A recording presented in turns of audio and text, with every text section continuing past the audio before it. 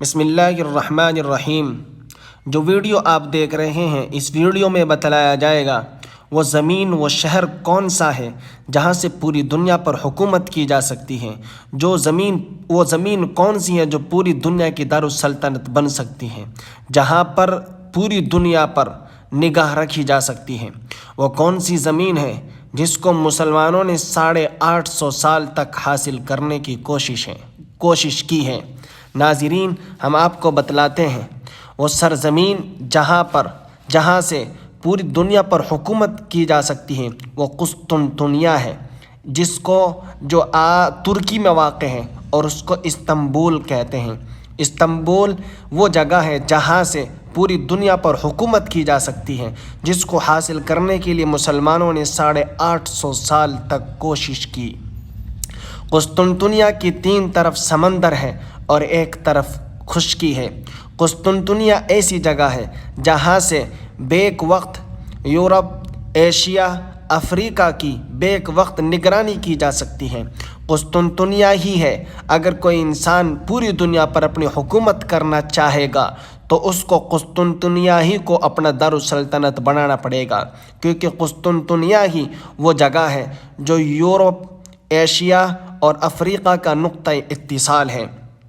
اسی بات کو امریکہ کا مشہور مؤرخ نیپولین لکھتا ہے کہ اگر کبھی ساری دنیا کی ایک متحدہ حکومت قائم ہوئی تو قسطنطنیہ ہی میں صلاحیت ہے کہ اس کا دارالسلطنت ہو۔ قسطنطنیہ کو یعنی استنبول کو فتح کرنے کے لیے مسلمانوں نے 850 سال تک کوشش کی ہے۔ ناظرین، ہم نے آپ کو بتلایا کہ قسطنطنیہ یعنی استنبول ہی میں وہ صلاحیت ہے جہاں سے پوری دنیا پر حکومت کی جا سکتی ہے۔ اب ہم آپ کو یہ بتلاتے ہیں کہ قسطنطنیہ یعنی استنبول پر کس کس کی حکومت رہی ہے۔ چنانچہ 330 عیسوی سے لے کر 395 عیسوی تک رومی سلطنت کا قسطنطنیہ دارالحکومت رہا، اور 395 عیسوی سے لے کر 1453 عیسوی تک بازنطینی سلطنت یعنی انگریزی سلطنت کا دارالحکومت رہا۔ بازنطینی سلطنت 1058 سال تک رہی۔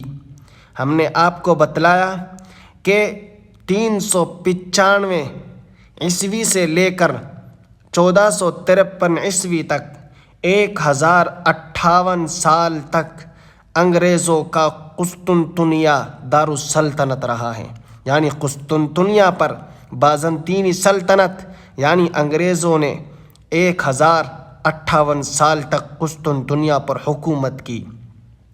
بازنطینی سلطنت 395 عیسوی سے شروع ہوئی۔ اس کے 300 سال بعد ہمارے نبی محمد صلی اللہ علیہ وسلم دنیا میں تشریف لائے۔ ہمارے نبی نے 850 سال پہلے ایک پیشین گوئی کی تھی کہ مسلمان اس کو فتح کریں گے۔ بالآخر سلطنت عثمانیہ کے 7ویں خلیفہ سلطان محمد فاتح نے 853 ہجری مطابق 1453 عیسوی میں اپنی 24 برس کی عمر میں بازنطینی سلطنت یعنی انگریزی حکومت کے ناقابل تسخیر قسطنطنیہ کو فتح کر لیا تھا۔ اس واقعے سے مسلمانوں میں ایک نئی امنگ اور نئے جوش پیدا ہو گیا تھا۔ ناظرین، اب آپ اسکرین پر توجہ کیجیے۔ عنوان: فاتح قسطنطنیہ کا مصداق کون بادشاہ ہے؟ تو اس کا جواب یہ ہے، بسم اللہ الرحمن الرحیم، سلطان محمد فاتح دولت عثمانیہ کا 7واں خلیفہ نے قسطنطنیہ کو فتح کیا تھا، اور انہی کو مؤرخین نے اس حدیث کا مصداق قرار دیا ہے جس میں قسطنطنیہ کو فتح کرنے والے لشکر اور اس کے امیر کی مدح کی گئی۔ دلیل: جہان دیدہ، صفحہ نمبر 419 تا 323۔ سلطان محمد فاتح کی پیدائش 30 مارچ 1432 عیسوی، وفات 3 مئی 1481 عیسوی میں ہوئی۔ سلطنت عثمانیہ کے 7ویں بادشاہ تھے، جو 1444 سے 1446 اور 1451 سے لے کر 1481 تک سلطنت عثمانیہ کے بادشاہ رہے۔ انہوں نے محض 21 سال کی عمر میں قسطنطنیہ فتح کر کے بازنطینی سلطنت کا ہمیشہ کے لیے خاتمہ کر دیا تھا۔ سلطان محمد فاتح نے عیسائیوں کے اس عظیم مرکز اور بازنطینی سلطنت کے اس مستحکم قلعے کو فتح کر کے حضرت محمد صلی اللہ علیہ وسلم کی خواہش کو پورا کر دکھایا۔ حضرت صلی اللہ علیہ وسلم نے اپنی زندگی میں فتح قسطنطنیہ کی خواہش کا اظہار کرتے ہوئے اس کے فاتحین کو جنت کی بشارت دی تھی۔ قسطنطنیہ فتح کر کے سلطان محمد فاتح نے اسلام کی نامور ہستیوں میں ایک ممتاز شخصیت کی حیثیت اختیار کر لی۔ قسطنطنیہ فتح ہوا اور اسلام کی نامور ہستیوں میں ایک ممتاز شخصیت کی حیثیت اختیار کر لی۔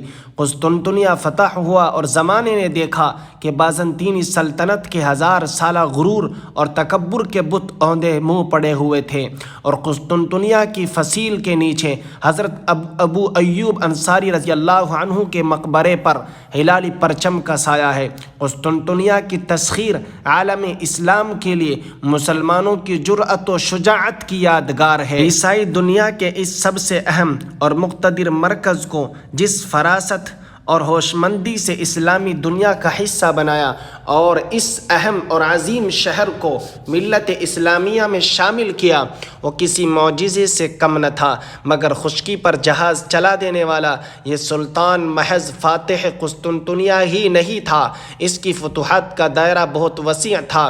وہ محض ایک بڑا فاتح ہی نہ تھا بلکہ ایک با تدبیر منتظم بھی۔ اس نے سلطنت کے نظام کو بہترین خطوط پر چلانے کے لیے جس طرح چیدہ جوانوں کی تربیت کا اہتمام کیا، وہ آج کی اسلامی مملکتوں کے لیے بھی ایک روشن مثال ہے۔ امید واسق ہے کہ قارئین اس کے مطالعے سے بڑا لطف اور اس کے مطالعے کو اپنے ایمانی جذبات کے اضافے کا سبب خیال کریں گے۔ تو آپ سے درخواست ہے کہ ویڈیو کو شیئر اور چینل کو سبسکرائب کریں اور اپنے بھائی کو سپورٹ دیں۔